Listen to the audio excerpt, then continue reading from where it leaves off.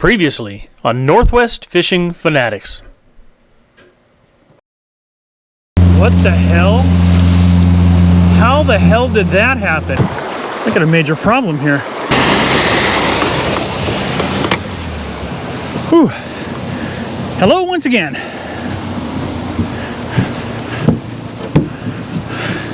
I came down here quick this evening to just get a couple of hours of fishing in. It's late. I think it's like 3:30, something like that. Took me a while to get all my gear together because I was with Mike last week in his boat, so I had all my gear kind of scattered. But I got the boat launched, got rigged up. I've got one setup bobber dogging with coon shrimp and egg, another bobber dogging setup with double beads, soft beads, and then I've got a couple drift rods, and I've got some divers rods set up. So because it's so late, I am not going to go down to Blue Creek where most of the fish are caught, Steelhead. I am going to run up to the barrier and make some drifts through that spot there. I doubt very much that there's going to be very many fish in that area, but I only have a couple hours to fish and I want to get right to it. Okay, so see you there.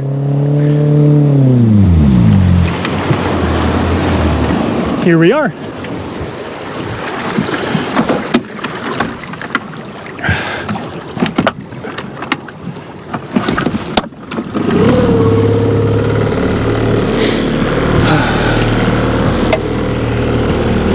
I am going to go with eggs and coon shrimp first.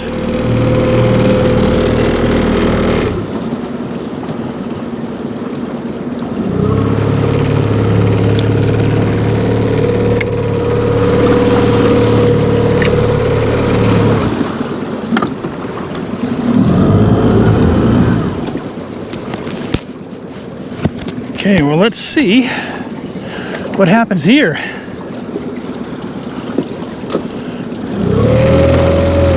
You just never know. Everybody is spending all their time down at Blue Creek.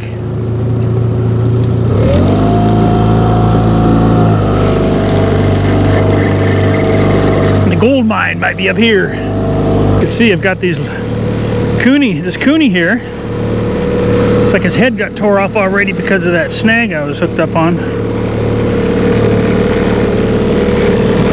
But he's still fishable.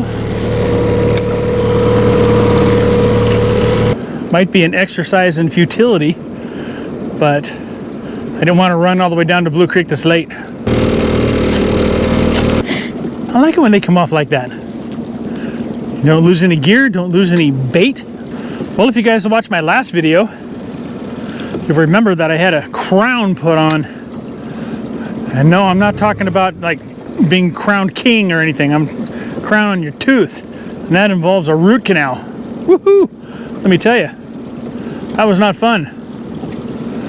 But I'm all good now. Back to my talkative self.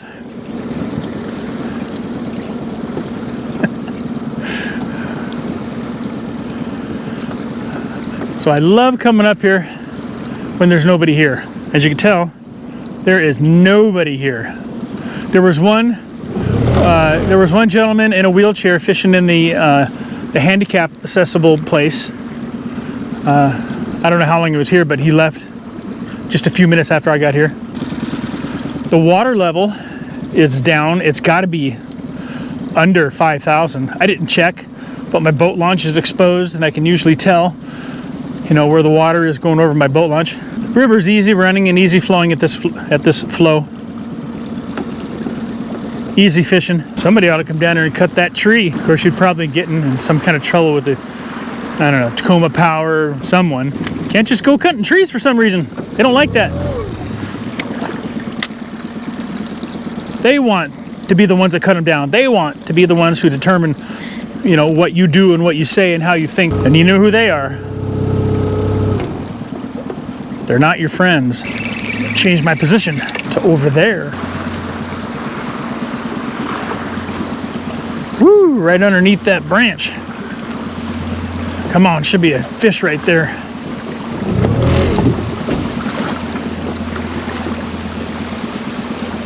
You know how there are just some places on the river where, you see a seam and some wood, a log, or a riffle or something like that, and you just thinking to yourself, you know, there's got to be a fish there.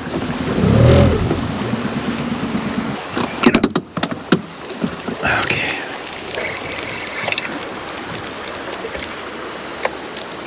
Well, I had that feeling, but there were no fish there. So we're up for drift number 2.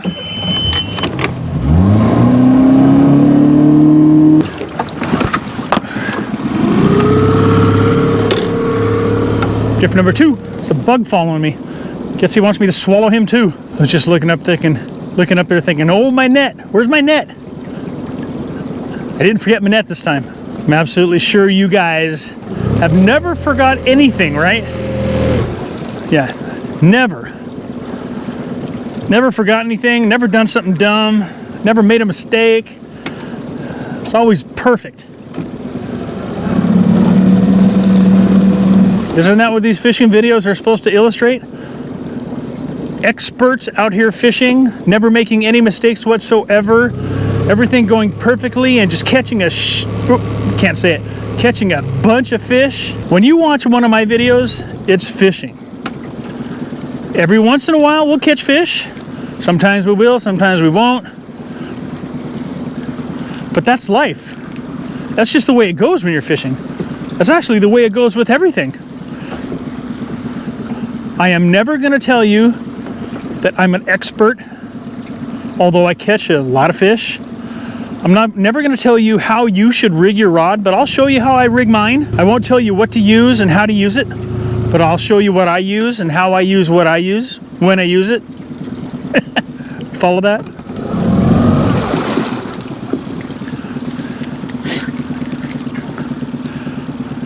As you can imagine, I'm like you know, an average guy. I watch a lot of videos, a lot of fishing videos, my own and other people's. And I see a lot of people that go out of their way to make it sound like they know exactly what they're doing. Under every situation, every single video they make, no matter where they go, you gotta do it like this. We're just gonna hook this up this way, right through the meat. No. Right through the meat, right there. Stays on there pretty good. These Coon shrimp were cured up by a pro, not me, an expert, not me. God dang bugs. I must be going down the river with my mouth open or something like that, because that's the 3rd bug. So getting back to what I was saying, the fishing trips that I take you on are the fishing trips that I go on. I'm not gonna go out of my way just to make a video. This is how I live my life. When I have free time, I come down to my property here, I launch my boat and I go fishing. I'm not gonna spend 2 or 3 days fishing, put it all together and make a 20-minute video, make it look like I catch a lot of fish. I'm gonna take you on an individual adventure every single time I go. Today, it's just for a couple hours. And as I said, I'm spending it up here at the barrier. Hey, I don't fault other people for wanting to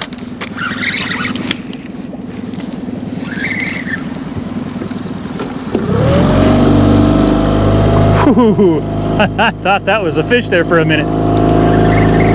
So as I was saying, I don't fault other people for making videos where, you know, they look like and they talk like they're experts at everything that they do.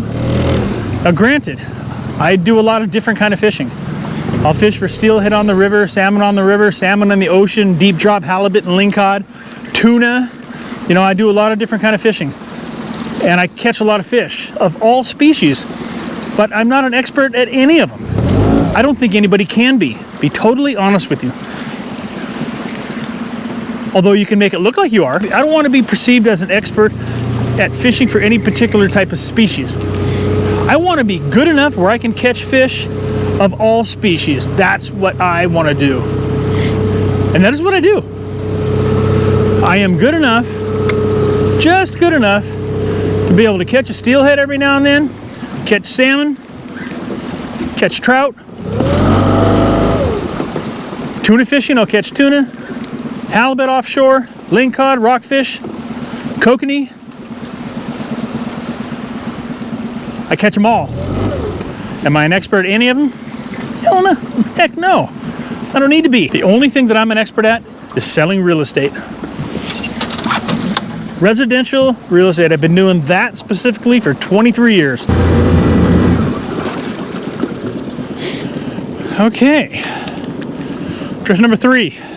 As you could tell, as I could tell, I am back to my talkative self again. Oh man.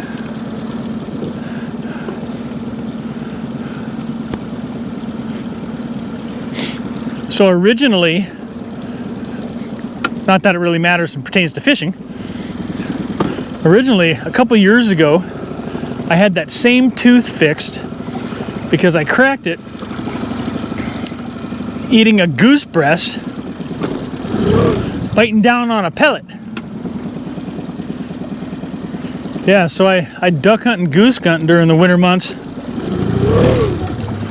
And yeah, I was eating a smoked breast and bit down on it and actually cracked 3 teeth. And I had one pulled because it was in the back. I had a crown put on one, and then this one that was fixed. And then finally now it, gave up the ghost a few days ago. So that was one expensive goose, let me tell you. And I blame the state. I blame the state because I've been a duck hunter, a waterfowl hunter all my life, as well as a fisherman and a bow hunter. And back in the day, you could bite down on a pellet and not worry about crack a tooth. Why? Because you used to be able to use lead shot. But many, many years ago, the state switched it because of the danger to the waterfowl, supposed danger, alleged danger to the waterfowl. They switched it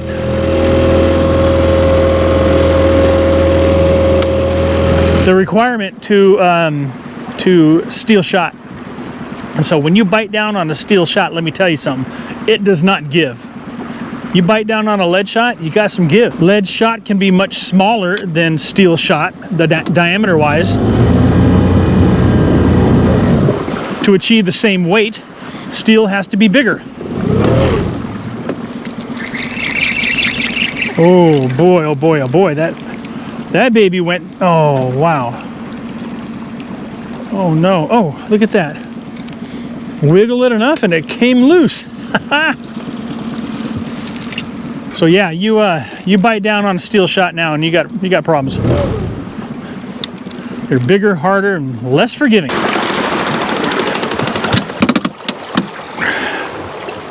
One more drift bobber dogging. Drift number 4.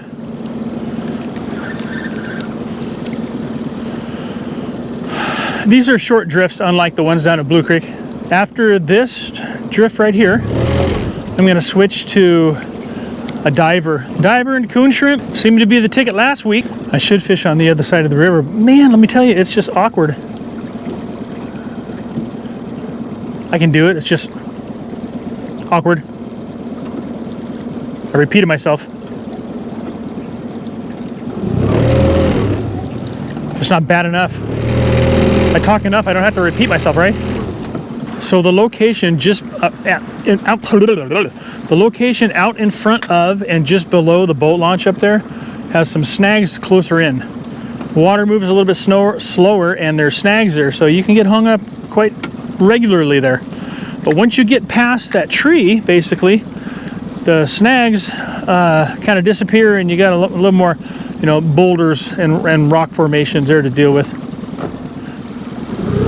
So you can get closer into the bank down here in this stretch, in this one stretch. Actually, all the way down around the corner. And if it wasn't for that, tree right there sticking out, I'd be hugging that bank all the way down.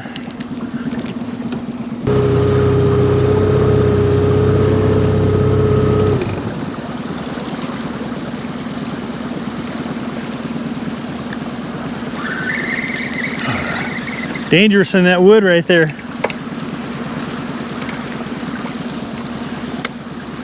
but I like to play it dangerous. That's right, I am dangerous. Anytime that bobber disappears like that, well, I know I need to stop calling it bobber.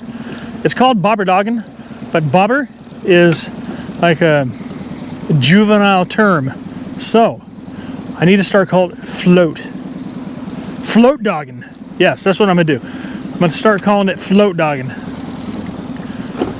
Bobbers are those red things, you know, that white and red round things that kids use, you know, when they're just starting to learn how to fish. They use bobbers. Adults use floats.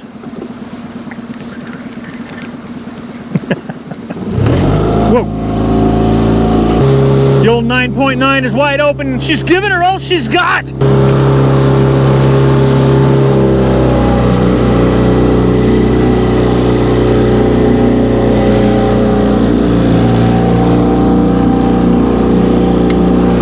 Perfect.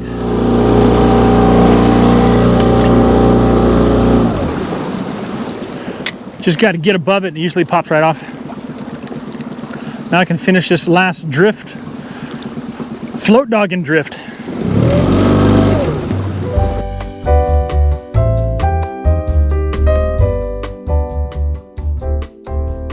Well, it wasn't meant to be.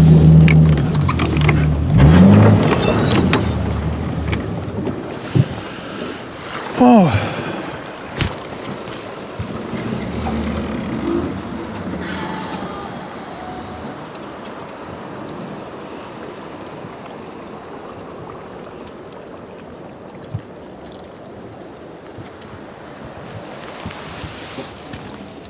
My coon shrimp, my coon striped shrimp, still looks decent as far as bait goes. Where you at? A little bit of grass on them. But you can see how I have this set up. Little spin and glow, little weed, little spin and glow, a couple of beads, help with the rotation, not get tangled up. And then double hook. These are small. I like small hooks, and I cannot lie. These hooks are number 4s, 2 number 4s, tied with an egg loop, so I can put egg on the top here if I want to. But that is weed. But that's it. Just right there. Hang a coon shrimp off of it. A couple of half hitches on the tail to keep it on. With a Brad's bait diver up here. Bead chain. Keep the tangles out of it. And it's starting to rain. I quit just in time. I'm gonna head back because I don't have rain gear on my. I'm not wearing my waders. I didn't expect it to rain, so I didn't wear my waders. And although this is a waterproof jacket, these are not waterproof pants. That's what Levi should do. They should make waterproof jeans. Think about it. Okay. I'm gonna go ahead and get out of here. Well, I gave it a shot. Spent a couple hours out here fishing. It's starting to rain, so I'm gonna head back in. I want to thank all you guys for watching my videos. If you're not subscribed to the channel, please do so. Hit the like button and watch out for the next video, which will be tomorrow's trip, because I'm down there for another day. So thanks for watching. Appreciate it. Peace, tight lines, and I'll see you on the water. Bye now.